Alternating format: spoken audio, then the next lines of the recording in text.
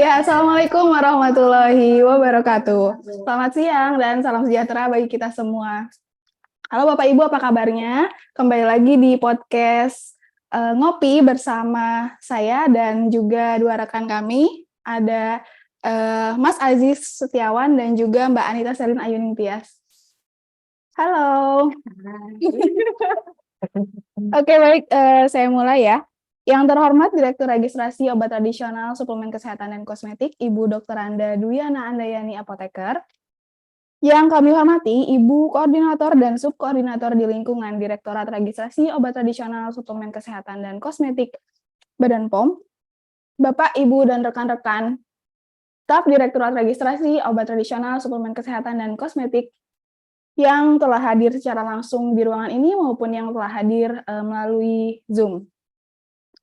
Puji syukur kita panjatkan kehadirat Allah Subhanahu wa taala yang telah memberikan nikmatnya sehingga kita bisa diberikan kesempatan untuk berkumpul lagi, bertemu lagi, bertegur sapa dalam acara live podcast Ngopi, Ngobrol per Tim dengan tema Ngobrol bareng Tim Medsos. Nah, wah boleh tepuk tangan.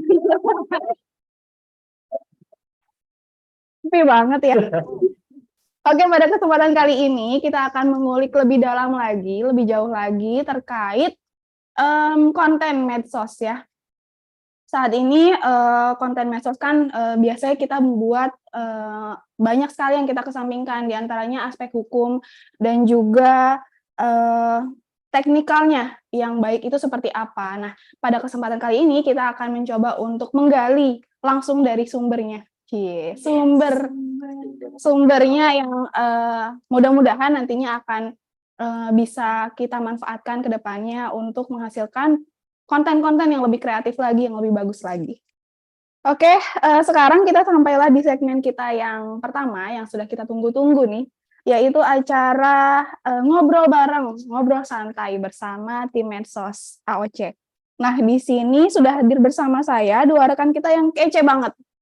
Yang pertama ada Mas Aziz dan Mbak Selin. Panggilnya Mas Aziz dan Mbak Selin aja. Gak usah panggil pakai gelar kan. Nggak usah dong. Oke. Mas Aziz dan Mbak Selin, apa kabar? Baik. Alhamdulillah ya, baik ya. Sebelum kita ngobrol lebih jauh lagi nih, ada baiknya kita perkenalan dulu supaya lebih akrab ya. Silakan diperkenalkan nama lengkap beserta asal timnya. Mulai dari Mas Aziz dulu aja. Baik, selamat siang Bapak Ibu semua. Baik, perkenalkan nama saya Aziz Setiawan. Saya dari tim kerja registrasi produk dan iklan OT, OK, dan SK. Terima kasih. Terima kasih. Silakan Mbak Selin. Ya, selamat siang semuanya Bapak Ibu. Saya Anita Selin Ayuning Tias dari tim penilaian uji praklinik obat tradisional, obat kelasi, dan suplemen kesehatan. Semoga bisa membantu ya, walaupun kita juga sebenarnya ini baru satu kali pelatihan kan. Membantu banget kok. Luar biasa. Ini berarti dari pegawai UKADIP ya sama OTSK ya. Wah, pasti timnya ini bangga sekali punya bagian dari staff ya. Staff yang keren-keren banget kayak gini. Maaf kalau nggak kejawab. Iya dong, amin gitu. Amin. Oke, sekarang kesibukannya apa nih Mas Aziz dan Mbak Selin? Siapa dulu? Silakan. Bukan, mungkin sama ya, Bekerja. Bekerja udah sambilan sepertinya. Gimana sibuk selain dari pekerjaan utama, lagi ada sibuk apa mungkin yang lain? Kalau Mbak Selin apa? Di AOC mungkin? Selain di UK mungkin juga ini sih bagian dari AOC sama tim sosmed juga, sama dapat tugas di Yanblik. Kalau Mas Aziz sendiri? Kalau saya bergabung di tim Medsos, tim Yanblik, dan juga tim IT. Tim IT yang di PS1, seperti itu Mbak. Mantap ya, maksudnya di tengah kesibukannya nih, di tengah padatnya aktivitas masih bisa menyempatkan hadir di acara kita. Alhamdulillah, terima kasih banyak loh Mas Aziz dan Mbak Selin. Oke. Oh iya, saya nggak usah kayaknya MC, langsung aja. Ngomong-ngomong tentang kesibukan nih, kalau nggak salah, beberapa minggu yang lalu itu sempat didispo ya untuk ikut di kegiatan camp jurnalistik. Nah, Mas Aziz dan Mbak Selin ini mungkin bisa menjelaskan lebih tepatnya itu kegiatannya seperti apa dan agendanya ngapain aja sih selama di sana? Yuk, mulai dari siapa? Mas Aziz dulu, boleh. Baik, kalau dari saya Mbak ini ya, saya waktu itu didispo untuk acara terkait sosialisasi atau pencerdasan dari Kementerian Hukum dan HAM pada tanggal 27 Juni tahun 2023 yang bertempat di Aula Gedung Batik lantai 6, seperti itu. Oke. Nah, itu acaranya adalah pemaparan dari Bapak Rio dari Kementerian Hukum dan HAM, seperti itu. Jadi, memberikan materi mengenai hak kekayaan intelektual terkait media sosial, seperti itu. Kalau Mbak Selin sendiri? Mungkin boleh mau minta tolong untuk di-share sedikit PPT-nya. Ya, jadi kemarin sempat ikut namanya Wikom Camp, workshop informasi dan komunikasi yang diadain sama Biro KSHM. Di situ agendanya 3 hari dari tanggal 8 sampai 10 Juli. Jadi untuk hari pertama kita ada pemaparan materi dari Pak Helmi Yahya tentang bagaimana caranya untuk bisa membuat sosial media kita instansi ini bisa lebih dikenal oleh masyarakat. Terus habis itu selanjutnya materinya bentuknya moving class. Jadi kita di kursi-kursi yang nggak ada mejanya dan itu lebih banyak materinya lebih ke ngobrol-ngobrol sama diskusi dan tanya jawab seperti itu. Ini juga bisa dilihat ya di sini ada materinya tentang pemanfaatan media sosial untuk komunikasi, mudah menulis berita itu tentang cara menulis berita aktual yang suka ada di website Badan POM. Terus konten media sosial yang mungkin akan lebih banyak dibahas di sesi ngopi hari ini, sama visual berbicara itu bagaimana sih cara kita bisa mendokumentasikan meliput suatu kegiatan dengan baik dan benar dan juga cara produksi video ataupun gambar konten. Kemudian next.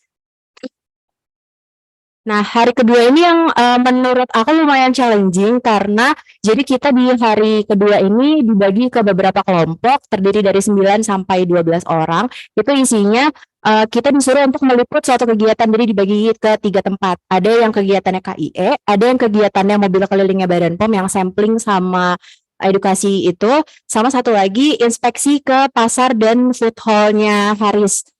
Jadi di situ kita dibagi-bagi harus memproduksi 3 output. Yang pertama foto jurnalistik, yang kedua berita aktual, sama satu lagi video edukasi. Kan di situ kita hari itu juga baru terjun dan videonya itu nggak boleh berbentuk liputan. Misalnya kita di tempat inspeksi, nggak boleh bentuk liputan inspeksi, harus edukasi terkait mungkin keamanan pangan atau yang lain-lain seperti itu. Jadi kita waktu itu cuma dapat sekitar 3 jam untuk in total dari mulai take video, ngedit segalanya sampai bisa ngumpulin semua output itu. Wow, berarti lumayan padat juga ya kegiatannya ya. Betul, iya. Kalau dari yang saya tangkap tadi kayaknya memang berbeda ya dari Mas Aziz sama Mbak Selin ini, dari masing-masing materi yang didapatkan.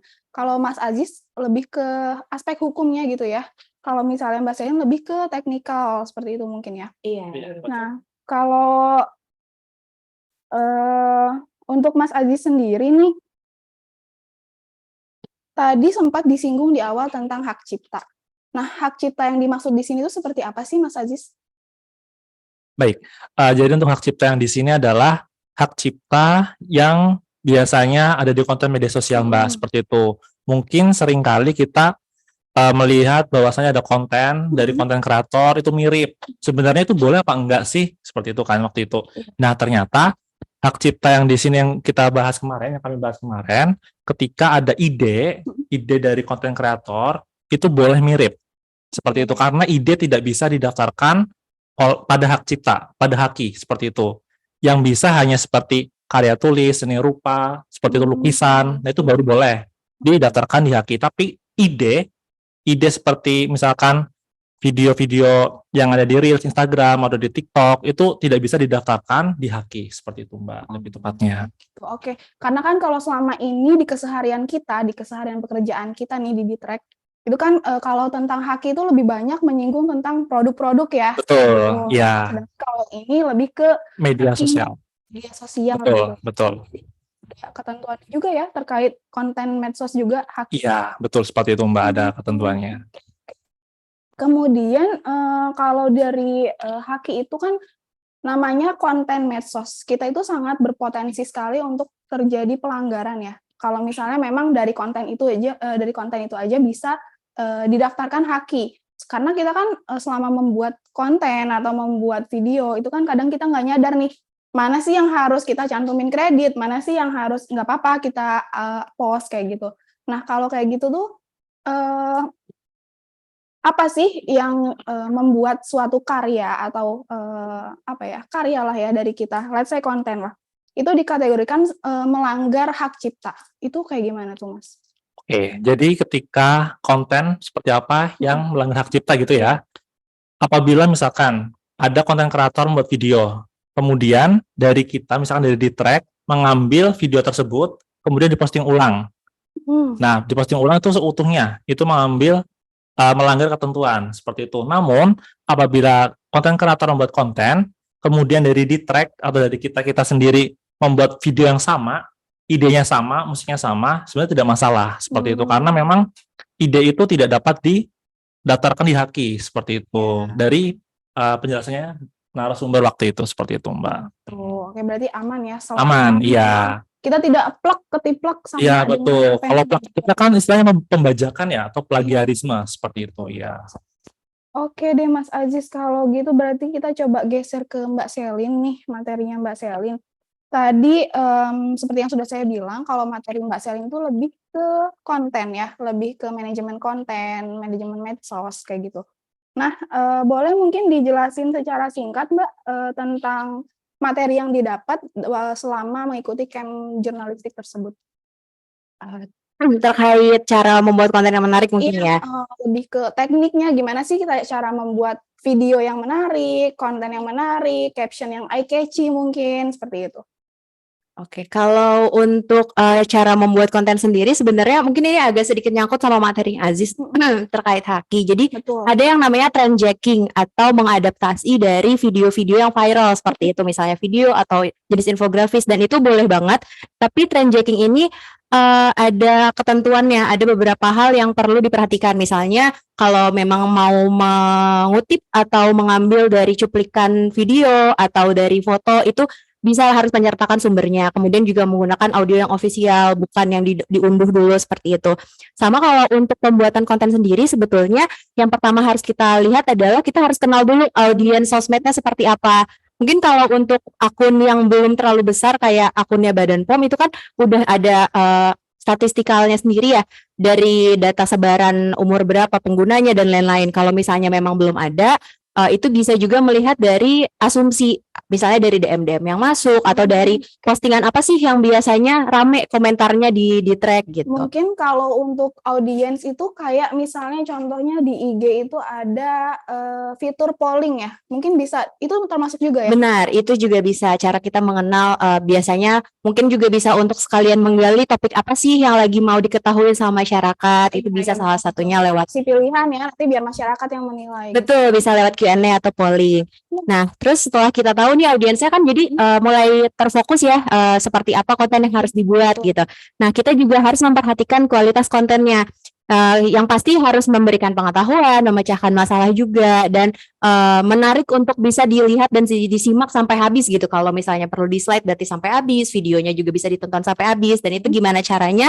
Karena kan mungkin kalau di kita ini nggak ada yang 100% pekerjaannya konten kreator ya, itu lebih ke sambil gitu. Ya, jadi memang mungkin kendalanya akan sulit untuk bikin konten yang benar-benar idenya orisinil. Pasti lebih banyak mengadaptasi dari konten viral dan lain-lain. Nah, itu salah satu ini sih trik yang lumayan harus digali-gali lagi sama semuanya. Kemudian juga cara menemukan idenya bisa dari brainstorming, terus juga bisa kita orkestrasi tema namanya. Jadi nanti misalnya dalam 1 bulan udah ditentukan mau buat konten apa, temanya tentang apa, atau misalnya dari direktorat komoditas mana dulu nih yang mau diangkat temanya gitu. Oke. Salah satunya juga balik lagi tentang trend jacking itu. Oke, ternyata nggak cuma musik ya yang ada orkestranya, tapi kita bikin konten pun harus ada orkestra. Betul, iya. Keren banget organisir. Nah, jadi tambah kepo ya Bapak Ibu, ini reminder untuk Bapak Ibu yang memang kepo, yang ingin bertanya, yang memiliki pertanyaan untuk Mas Aziz dan Mbak Selin, silakan boleh langsung ditanyakan, baik secara langsung maupun lewat fitur chat ya di Zoom.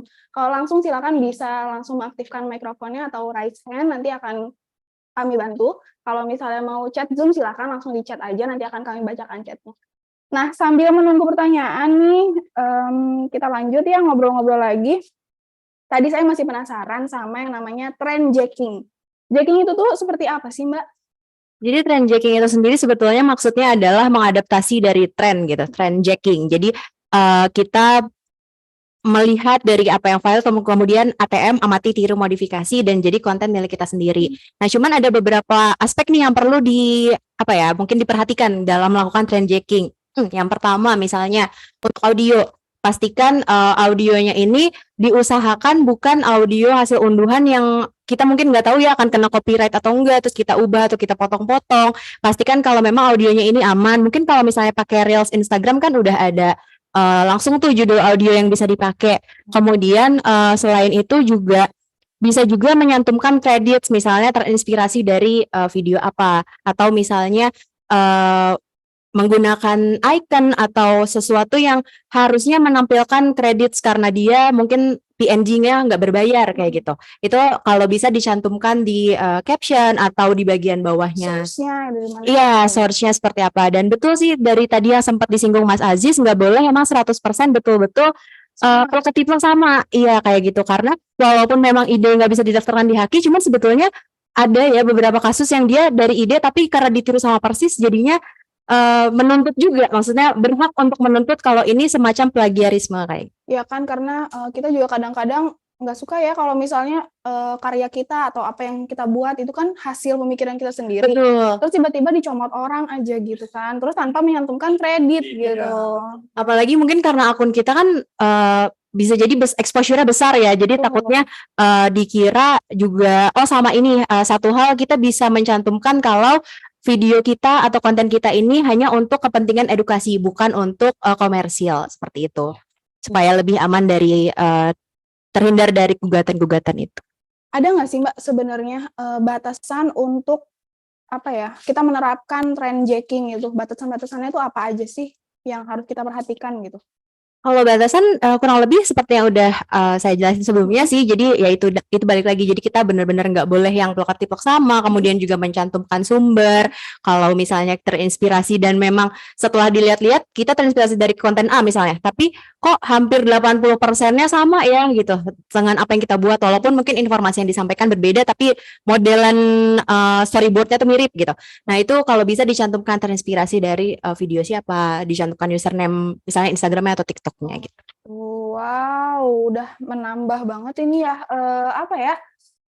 menambah kosakata kita, perbendaharaan kita. Tadi apa aja nih? Udah orkestrasi, terus jacking, terus apa lagi? ATM juga apa tadi? Amati, tiru, modifikasi. Wow, saya kira ATM cuma ada di belakang ini nih, di depan. Di ATM juga sama-sama bisa menghasilkan uang. Oh iya, betul. Betul ya. Oke, jadi sebenarnya sah-sah aja sih ya kalau untuk mengadaptasi konten itu. Nah, yang penting kita tetap harus memperhatikan etikanya. Ya kita cantumin source atau memang kita berikan kredit baik di caption maupun kredit kecil pun nggak apa-apa ya. Biasanya kan ada tuh di tulisan source-nya mana kayak gitu. Nah, terus tadi kan kita udah dapat nih kontennya, udah tercipta nih suatu ide konten kita.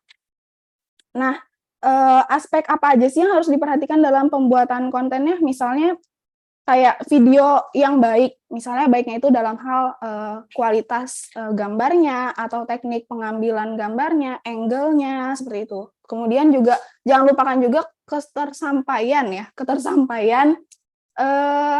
pesan kepada audiens. Nah, itu gimana caranya supaya kita bisa memproduksi konten yang seperti itu, Mbak? Mas, mungkin bisa dibantu juga. Iya. Mungkin Aziz juga dari tim sosmed, kalau misalnya nanti mau nambahin boleh dipotong aja. Jadi mungkin biar gampang kita bagi proses produksi konten ini jadi 3, pre-production, production, sama post-production. Nah dari pre-production ini sebetulnya kalau dari yang saya pelajari di pelatihan kemarin, ada teknik copywriting atau cara membuat storyboard gitu, storyboard di konten kalau untuk video gitu. Jadi kita bisa menggunakan teknik problem agitate solving yang pertama. Jadi kita bikin dulu nih masalahnya apa, problemnya itu kita angkat di awal. Misalnya kamu kesulitan daftar produk jamu misalnya gitu. Terus nanti agitate-nya adalah apa dampak yang mungkin bisa jadi, dampak negatif yang bisa terjadi kalau pelaku usaha ini nggak tahu atau kesulitan cara registrasinya. Nanti misalnya kayak kalau nggak tahu caranya nanti bisa apa ya, terhambat loh untuk dikomersialisasi produknya gitu-gitu. Jadi pokoknya kita cari masalah apa nih yang kira-kira kalau ini konten nggak disebarluaskan jadi bahaya gitu. Bukan jadi bahaya sih, lebih ke jadi kurang terasa manfaatnya gitu. Kemudian solving, baru nanti isi kontennya apa, misalnya cara untuk tutorial Asrot atau lain-lain kayak gitu. Kemudian bisa juga menggunakan teknik hook, bridging, konten sama call to action. Ada lagi tuh. Baru nih. Iya. Jadi yang pertama ini sebentar sambil saya cek juga.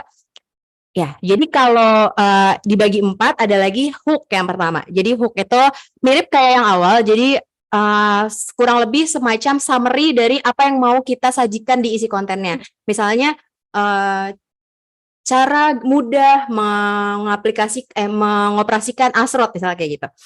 Terus nanti bridgingnya itu adalah kalimat pembuka untuk ke konten itu tadi, ke konten isinya. Jadi misalnya kamu belum tahu cara ngoperasiin ini. Oke. Yuk simak ini berikut. Terus konten isinya cara ngoperasiinnya gimana, kemudian cara aksesnya ke laman apa kayak gitu.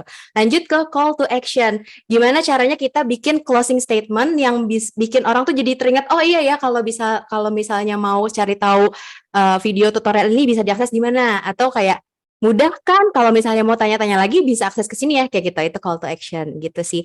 Nah itu kan di pre-production. Jadi dari pre-production itu dari 2 teknik tadi antara problem agitate solving sama hook, bridging, content CTA itu kita bisa dapat ide yang lebih terstruktur ibaratnya. Nanti mau bikin teknik videonya kayak gimana, storyboardingnya kayak gimana, lanjut ke production.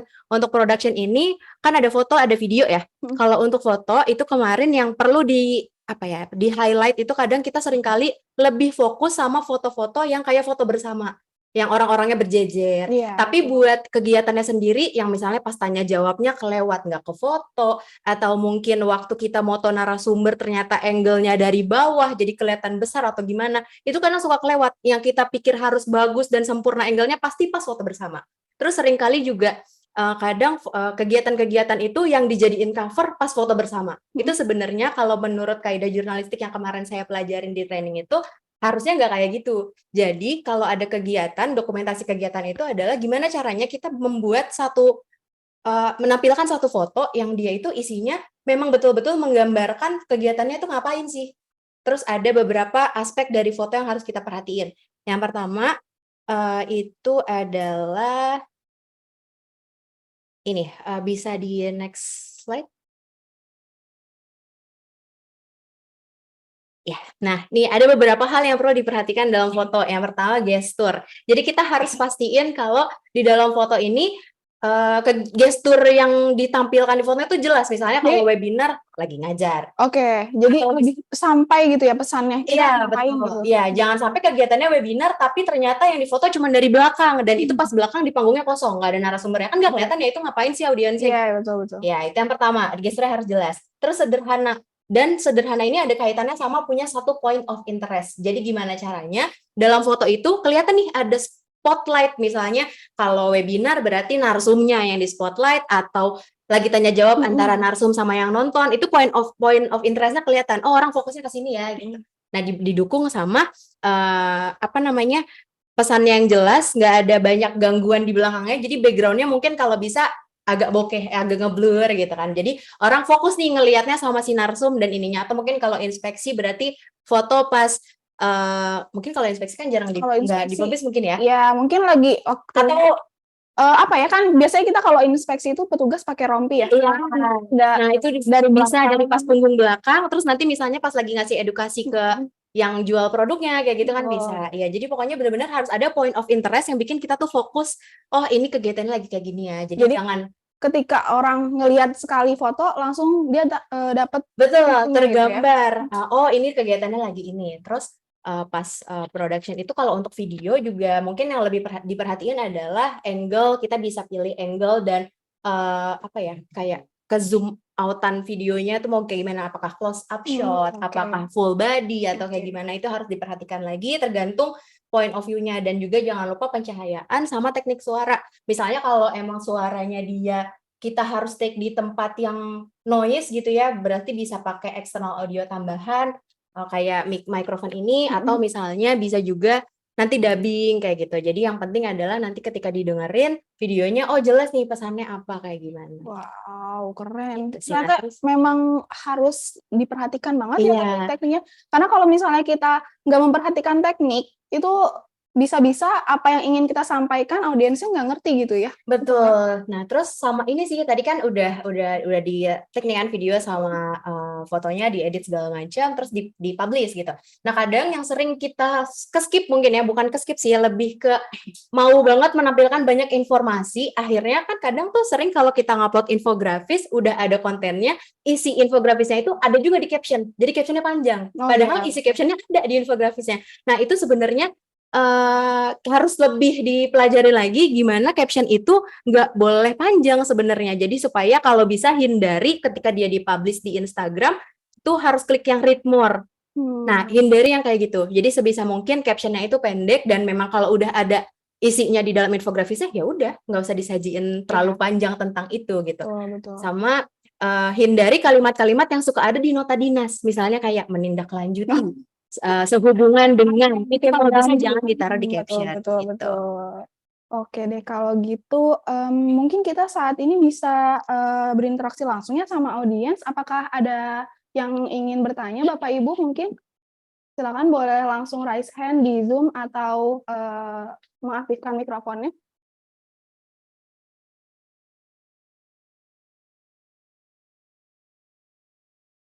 Sambil kita tunggu. Kalau belum ada, apakah ada yang lewat chat?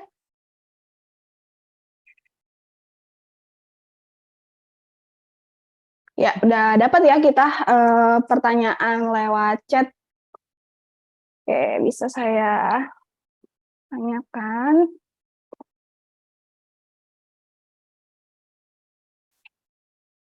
Oke, ada pertanyaan dari Ditrek SKK. Siapa nih? Terkadang dalam pembuatan konten, ketika approval ke atasan, ada revisi yang ternyata berbeda dengan template dari tim sosmed. Nah, itu bagaimana ya kalian menanggapinya? Ya, silakan Mas Aziz dulu. Baik, jadi untuk akun di Track SKK ya, ketika kita membuat infografis seperti itu ya, namun ternyata berbeda dengan template dari tim medsos, bagaimana? Jadi nanti silakan dapat berdiskusi dengan tim medsos yang ada di unit masing-masing, misalkan ada di OTSK, di kosmetik, sama di UKDIP, serta di mungkin di TOP mungkin ada ya. Nanti untuk dikasih masukan atau dikasih revisian seperti itu, dikarenakan memang saat ini untuk konten infografis di Instagram ya, Instagram entah itu konten ataupun reels sudah ada template-nya, betul seperti itu. Jadi nanti bisa didiskusikan dengan tim medsos unit masing-masing seperti itu. Semoga untuk menjawab. Apakah sudah menjawab? Sudah ya. Oke. Kemudian boleh deh saya menyelipkan pertanyaan ya, menyambung dari pertanyaan yang ini tadi. Nah, kalau misalnya untuk template yang digunakan nih dari tiap-tiap unit itu tuh harus berbeda ya. Maksudnya kalau kita di track OTSKK ini pakai template yang warnanya seperti ini gitu. Nah, nanti misalnya mungkin di Waskos atau Wasot itu apakah berbeda juga atau gimana? Kalau sepaham saya sih ya, mungkin nggak ada ketentuan antara unit itu harus beda. Misalnya ternyata secara kebetulan sama-sama putih misalnya, atau sama-sama warna tone sama, sebenarnya nggak apa-apa. Toh isi kontennya juga beda, bentukan kontennya juga beda. Cuman memang untuk dari kita sendiri per tahun ini ya, mulai ada revitalisasi supaya lebih enak juga dilihatnya dan supaya lebih rapih ya. betul, dan juga lebih mungkin identitas kali ya. Jadi kalau misalnya udah ngelihat konten yang oh backgroundnya ini punya di track nih kayaknya gitu. Itu jadi orang langsung mengenali. Jadi si tone warna itu tuh sebagai identitas juga ya. Betul, lebih Buat ke membantu untuk mengenali kalau ini memang konten dari di track gitu. Oke. Kalau gitu bisa kita lanjut ya mungkin ke pertanyaan selanjutnya nih untuk kedua narsum kita yang keren banget, sumpah kalian keren banget sih. Boleh tepuk tangan dulu nggak sih? Keren-keren banget, ya ampun saya jadi pengen juga ikut web apa tadi Ukom ya. Betul. Kemudian untuk pertanyaan buat dari pribadi ya, dari pribadi saya untuk Mas Aziz dan Mbak Selin sendiri. Ini tantangan apa sih yang sering kali kalian temui sebagai bagian dari tim medsos yang instansinya itu tidak memiliki khusus tim medsos, tapi ya memang kita menyambi juga sebagai tim medsos, di mana kita kan harus tetap melakukan pekerjaan utama kita ya sebagai regulator. Tapi di sisi lain kita juga punya sambilan pekerjaan yang harus memproduksi konten, memproduksi apa ya video-video yang menarik untuk masyarakat. Nah itu tantangannya apa? Mungkin dari Mas Aziz dulu. Dari Mbak Selin dulu, oke boleh. Kalau tantangan mungkin ini ya karena kita balik lagi memang tidak sebagai jabatannya konten kreator, jadi yang pertama itu sulit untuk betul-betul bikin konten edukasi, terutama ya konten edukasi. Kalau mungkin untuk publikasi misalnya SKM dan lain-lain itu kan udah ada isi yang mau kita publikasinya seperti apa. Kalau untuk konten edukasi mungkin ya itu sulitnya adalah gimana kita bisa menyajikan konten yang menarik tapi orisinal emang idenya dari kita. Makanya kita lebih banyak adaptasi dari video-video yang ada video-video lucu yang viral dan kita isi edukasi di dalam sana. Kemudian yang kedua karena balik lagi nggak semahir itu mungkin ya, nggak punya bekal dari awal terkait cara editing terutama untuk video kalau saya pribadi. Jadi antara belajar otodidak atau ya itu ketika ikut pelatihan ya mau nggak mau harus benar-benar disimak, karena kalau ngebandingin sama kemarin di Wikom itu ternyata kalau dari UPT banyak yang memang dia ada teknis khusus untuk publikasi dan kehumasan sendiri gitu ya. Betul. Jadi kemarin itu mereka benar-benar yang udah bawa segala peralatan yang kita juga mungkin sebenarnya punya, cuman nggak semua orang bisa ngoperasiinnya. Nah, orang-orang yang bisa mengoperasiinnya itu kemarin datang ke Wikom gitu. Totalitas banget berarti. Iya. Kalau dari Mas Aziz gimana? Oke, baik. Jadi kalau dari saya adalah tantangannya ya Mbak ya, tantangan ketika kita menjadi konten kreator di tempat yang mungkin tidak ada konten kreatornya seperti itu ya. Jadi kita ya mau tidak mau tadi benar yang dikatakan Mbak Selin ya, kita harus belajar otodidak bagaimana cara kita misalkan editing video, mengambil foto yang bagus seperti itu.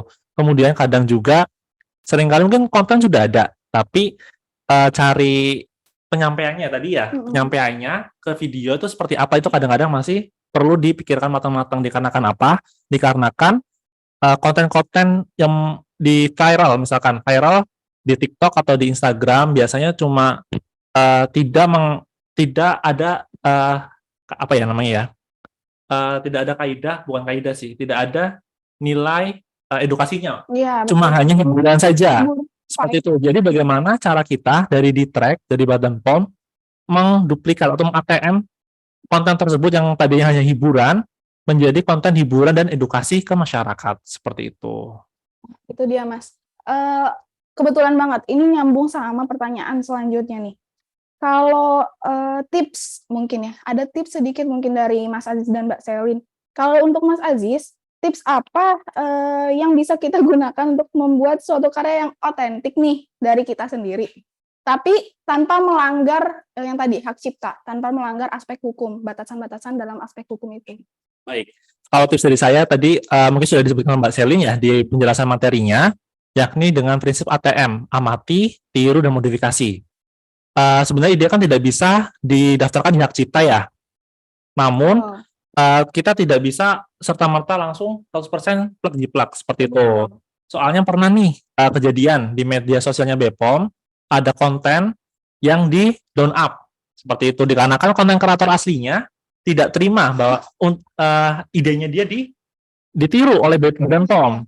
Namun setelah penjelasan kemarin saya sosialisasi dengan Bapak Rio, menurut Bapak Rio nih ya, menurut Bapak Rio konten yang dimiliki Badan POM itu memang berbeda, seperti tidak berbeda dan tidak plug dengan konten kreator yang menuntut itu, Mbak, seperti itu. Jadi memang kadangkala konten kreator di luar sana menganggap itunya karyanya dia Oh, nggak boleh diikutin ditiru. nih. Padahal memang boleh, tapi tidak persis sama sekali. Kan prinsip Kaidahnya ATM. ATM. Jadi silakan nanti tentang apa tadi dapat memberikan apa ide-idenya disampaikan ke tim medsos untuk ditindaklanjuti seperti itu. Jadi Ide eksplorasi ya. kita membuat konten ya, makanya itulah tadi perlunya kita melakukan revisi, melakukan konsultasi lagi sama tim medsos, ini udah benar atau belum gitu ya. Kemudian kalau Mbak Selin nih, gimana? Nazif boleh nggak sih? Boleh silakan. Ini jadi narasumber nanya ke nggak apa sih. Saran kan katanya ide tuh emang nggak bisa didaftarin hak cipta kan. Jadi kalau misalnya kasusnya kayak tadi tuh, itu kasus itu juga sempat diceritain soalnya waktu pas di Wikom. Jadi boleh nggak sih kalau misalnya ada konten creator yang merasa ini konten pertama idenya punya dia, terus dia nuntut, itu sah nggak sih atau pasti nggak akan menang apa gimana gitu? Jadi ketika ada konten kreator yang menuntut ke Badan POM misalnya ya, jadi kemarin dari penjelasannya Pak Rio, apabila ada konten kreator yang seperti itu, nanti silakan diajak diskusi atau bertemu mediasi, betul seperti itu, dan dijelaskan bahwasanya kontennya kita tidak sama persis seperti itu.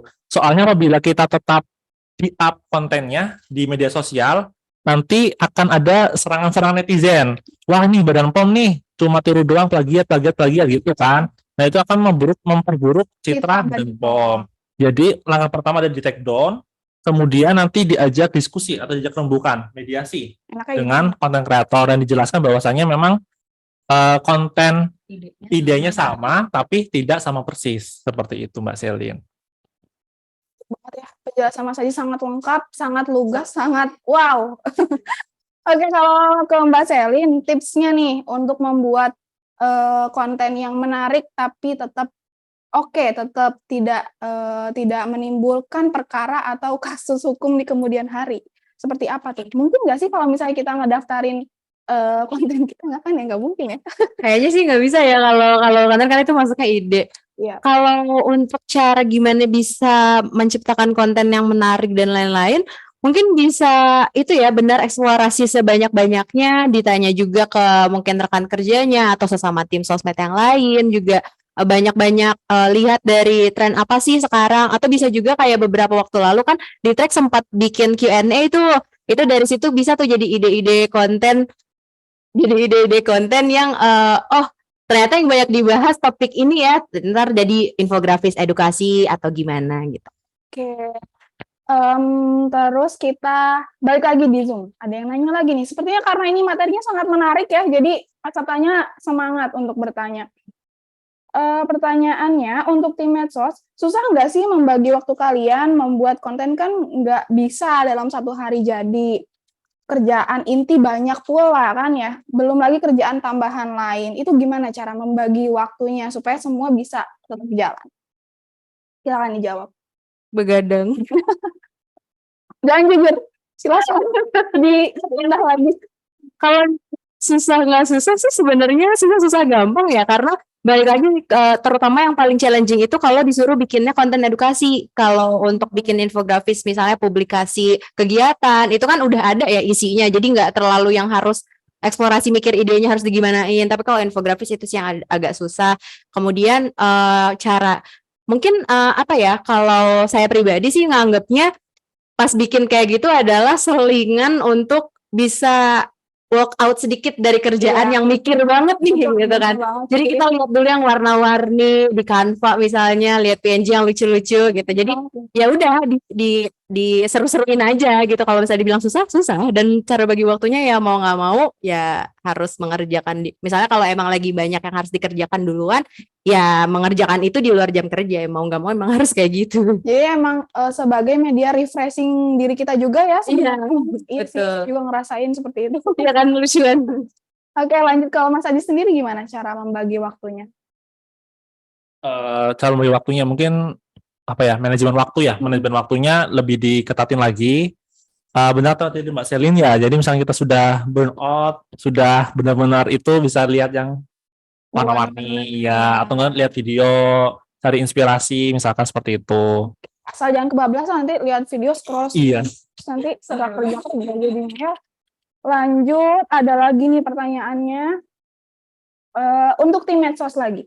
Apakah respons admin terkait pertanyaan followers berpengaruh terhadap minat orang untuk memfollow, like, and share? Apakah untuk medsos kita lebih cocok admin yang kocak atau yang serius? Ya, silahkan dijawab. Kalau untuk admin kocak atau serius, admin ini maksudnya berarti yang ngerespon pertanyaan yang ada dari followers kan, misalnya DM atau komen, itu lebih cocok tetap formal sih, tetap serius. Karena memang menunjukkan kita juga atas nama instansi, bukan atas nama perwakilan pegawai atau gimana. Kalau masalah untuk menyajikan konten yang mungkin antara semi formal tetap ada lucu-lucunya, itu ya memang gimana caranya kita bukan biar terlihat lucu, tapi supaya konten kita bisa dilihat sampai habis gitu. Jadi memang balik lagi, kalau menurut saya sih harus formal sih. Gitu, tetap harus Tetap formal. formal ya. Iya. Oke, selanjutnya ada pertanyaan. Ini mungkin Mas Aziz yang jawab ya. Apakah tim medsos di track menerima usulan-usulan tema dari personil staf di track? Mau usul jika ada training-training khusus terkait medsos yang sudah didapat Selin, di-share seperti wadah sharing session gitu. Oh ya. Baik, baik dari Dokter Reni ya. Baik, terima kasih pertanyaan Dokter Reni. Ya, silakan apabila pegawai di track ada yang mempunyai ide atau usulan konten dapat disampaikan ke tim medsos unit terkait. Kemudian untuk nanti kami bahas di internal tim medsos seperti itu. Kemudian untuk materi nanti akan di-share ya atau sudah? Share ya. Ya, nanti akan di-share seperti itu. Mungkin nanti setelah acara ini ya dapat diinformasikan terkait link materi dari kegiatan hari ini seperti itu. Terima kasih. Iya. Oke, kemudian ini tetap lanjut ya, kita saling tanya jawab. Kapan lagi kan ada acara kayak gini kita bisa menggali lebih dalam. Nanti kalau misalnya cuman di-share aja, biasanya tuh kita males gitu kan membacanya. Apalagi materinya kan cukup banyak ya. Jadi kalau misalnya lagi dijelasin kayak gini kan sebagai kesempatan juga nih. Nah, betul. Jadi apa yang mau ditanyain bisa sekalian aja gitu biar jelas. Ya kan? Kemudian lanjut ada pertanyaan lagi. Ada pertanyaan lagi. Kalau kekurangan sumber data nih untuk tim medsos itu apa yang harus dilakukan? Kekurangan maksudnya apa ya? Mungkin sumber inspirasi atau apa ya? Mungkin ini ya mau Lebih bikin tepatnya. topik tertentu tapi belum terlalu dia baru-baru OTW hangat gitu kali ya, belum banyak betul. sumber data. Biasanya sih iya brainstorming sih sama yang lain, mungkin juga kan kalau dari Mas Mbak atau Bapak Ibu yang lebih senior kan juga lebih ngerti tentang topik ya, yang mau dibahas, misalnya lebih ngerti secara keilmuannya, itu biasanya brainstorming atau tanya-tanya gitu sih ya. Betul. Iya. Oh gitu, oke. Tapi ya namanya juga kita ini ya nggak mungkin sih kehabisan ide. Ya mungkin ada, cuman kita memang perlu boost lagi gitu. Betul. Nah dengan cara boostnya itu tuh ya dengan cara melihat apa namanya konten-konten lain seperti itu gitu betul. juga. Jadi lebih tegas gitu. Konsepnya mau kayak apa sih gitu kan? Kemudian masih ada lagi mungkin pertanyaannya di kolom chat. Sudah nggak ada. Oke, kalau gitu terakhir ya, ini last but not least. Singkat aja, apa harapan dari Mas Aziz dan Mbak Selin untuk perkembangan konten medsos di track, terutama konten medsosnya AOC nih? Apa kira-kira harapannya apa yang mungkin bisa dikembangkan untuk kemajuan konten kita selanjutnya? Silakan, dari siapa dulu? Harapan ya, mungkin buat pribadi dulu sih ya. Kalau masih lebih bisa untuk lebih inspiratif, maksudnya bisa lebih banyak nemu-nemu ide yang bagus untuk disajikan sebagai konten edukasi terkait OTSKK, kemudian juga bisa lebih apa ya, konsisten mungkin ya. Kadang kan kita pas lagi banyak upload banyak, pas tapi tahu-tahu sepi lagi, terus nanti banyak lagi kayak gitu. Semoga bisa lebih konsisten untuk kita semua, termasuk saya sendiri juga. Dan ya itu sih lebih, karena balik lagi ya, karena ini kesannya konsepnya bikin konten medsosnya itu nyambi kerjaan gitu kan, bukan kerjaan utama. Jadi semoga bisa lebih terinternalisasi, terengage gitu dengan keinginan dan juga kebutuhan ya untuk banyak sharing gitu ya. iya gitu. Iya, karena kan memang kita nggak bisa prediksi ya. Kadang-kadang kita emang lagi fokus ke kerjaan gitu.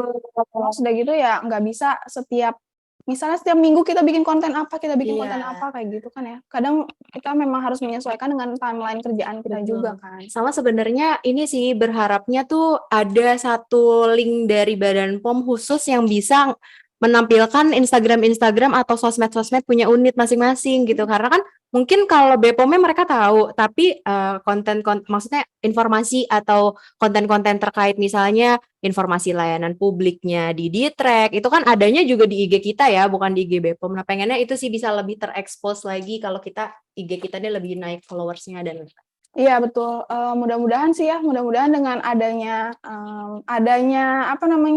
acara kayak gini kan memicu teman-teman yang lain nih, siapa tahu ada ide-ide segar, ide-ide bagus gitu, jadi bisa ditampilkan ke medsos dan menambah jumlah followers kita. Siapa tahu bisa mengalahkan Atta Halilintar mungkin. amin. Kalau Mas Adi sendiri gimana? Harapannya apa untuk perkembangan tim medsos kita? Baik, untuk harapan dari tim medsos ya, kalau mungkin pribadi ya tadi saya Mbak Selin dulu, jadi mungkin lebih inspiratif lagi saya ataupun teman-teman tim medsos dalam memfilter atau mengambil konten-konten di luar sana, di TikTok, di Reels. Bagaimana cara kita mengubah dari konten hiburan menjadi konten edukasi yang mungkin identik dengan Badan POM dan instansi seperti ini, seperti itu. Kemudian juga bisa pinter-pinter ya nyambi waktunya, bagi-bagi waktu agar tetap kerjaan utama jalan, bikin konten infografis ataupun yang lainnya jalan juga seperti itu. Juga nanti mungkin harapannya bisa terverifikasi sih Instagramnya di track. Nah, mungkin nanti saya juga bantu. Wih.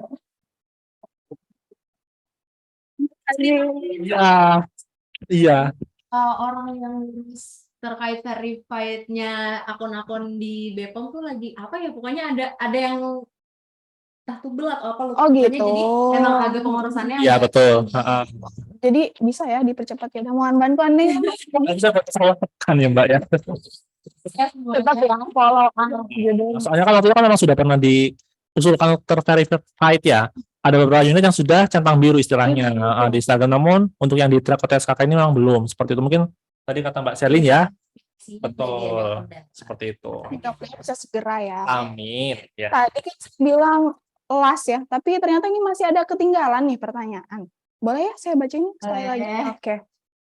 Dari Mas Arifia Fazian. Kalau untuk konten pribadi, ada nggak masukan untuk aplikasi-aplikasi yang biasa dipakai tim medsos di track biar uploadannya bagus? Ini pertanyaan dari yang biasa bikin konten nih. Maka harus mungkin kita balikin dulu ke yang nanya ya, maksudnya kontennya ini video atau infografis atau gimana? Gimana, boleh direspon mungkin di Zoom? Gimana Mas Afi, apakah sudah terjawab? Nah, belum. Pertanyaan. Mohon maaf Bapak Ibu, aduh. Buat video katanya. Kalau aplikasi, ini mungkin yang lebih banyak suka ngupload Aziz sih. Baik, kalau untuk foto ya, foto misalkan infografis gitu ya. Jadi biasanya adalah Canva ya yang paling yang dicintai oleh sejuta umat. Yang paling sering pakai Canva. Karena memang fiturnya juga udah bagus, udah komplit. Seperti jadi bisa buat bikin infografis, bikin spanduk, virtual background Zoom, dan lain sebagainya yang berhubungan dengan desain 2 dimensi, seperti itu. Untuk desain 3 dimensi, biasanya saya menggunakan aplikasi, berhubung saya menggunakan HP ya, ada CapCut, seperti itu, terus juga ada VN, itu yang memang gampang, kita udah ambil video dari HP, langsung diedit di situ juga, seperti itu, betul. Ya gampang juga. Iya, betul. Seperti itu, mungkin Mbak Jen udah nambahin? Kan yang di kalau secara umum sih itu foto sama video itu ya, cuman kalau misalnya emang videonya ada dubbing suaranya atau mau nambahin suara dari yang lain, kadang saya suka pakai noise reducer sama apa ya namanya? Jadi audio booster supaya volumenya tuh lebih tinggi tapi suaranya nggak pecah gitu. Sebenarnya ada juga yang dari Adobe kalau nggak salah itu buat Adobe Podcast kalau nggak salah nama aplikasi persisnya lupa. Tapi kalau ada Adobe Podcastnya gitu, itu juga bisa buat ngedit suara supaya jadi lebih jernih gitu. Kadang kan soalnya nggak semua handphone ada fitur noise reducer di HP-nya, jadi bisa pakai itu buat Download dulu ya. Iya. Gimana Mas Abi? Sudah terjawab ya kali ini ya? Oke. Terakhir lagi nih, ada lagi pertanyaan ya. Mohon dijawab untuk Mas Ajis dan Mbak Selin dari Bu Sri Pujiati. Berapa sih jumlah followers yang dianggap sudah bagus untuk suatu konten medsos? Berapa ya? Followers atau like-nya mungkin? Followers. Bener. Kalau untuk jumlah followers mungkin sejauh ini nggak ada standarnya ya. Tapi kalau bisa sih ya ribuan dan sebanyak mungkin ya. Karena orang tuh kadang suka skeptis lihat seorang akun. Oh, lihat follower saya dulu. Iya, lihat like saya juga. Iya, betul. Itu sih. Cuma sebenarnya sama yang paling penting, walaupun follower saya banyak, follower saya aktif juga. Percuma kalau nge-follow tapi nggak nge-like. Iya, betul. Jangan lupa di-like kalau di track up. Nah, betul banget tuh. Makanya itu harus banget. Kalau misalnya ada uploadan dari tim di track di Instagramnya di track OTSKK, langsung like semuanya ya, supaya banyak.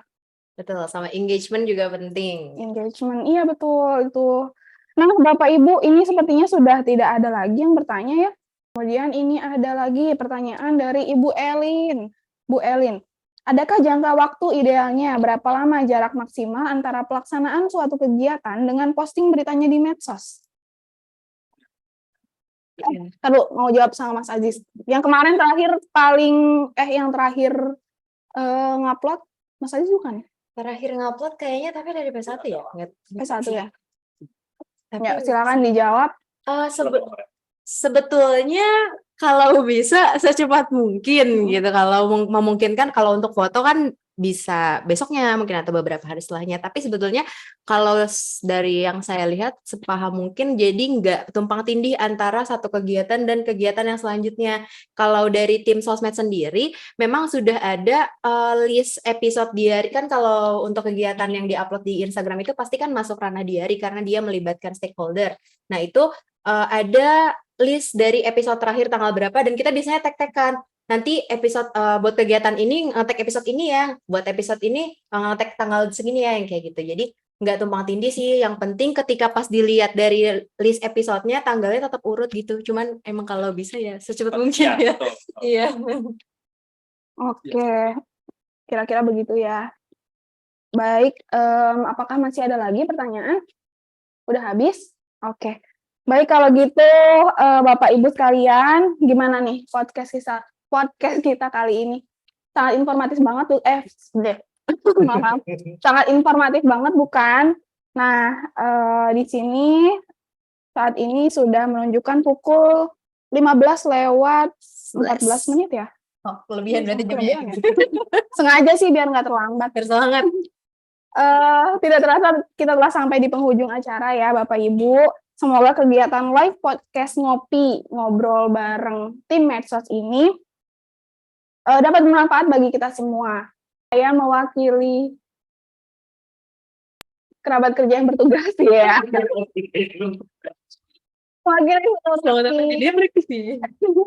Mewakili seluruh tim, saya mohon maaf atas segala kekurangan selama berlangsungnya acara ini. Kami pamit undur diri. Baik Bapak Ibu sekalian, semoga sehat selalu dan sampai jumpa di acara ngopi selanjutnya ya. Kami pamit undur diri. Wassalamualaikum warahmatullahi wabarakatuh.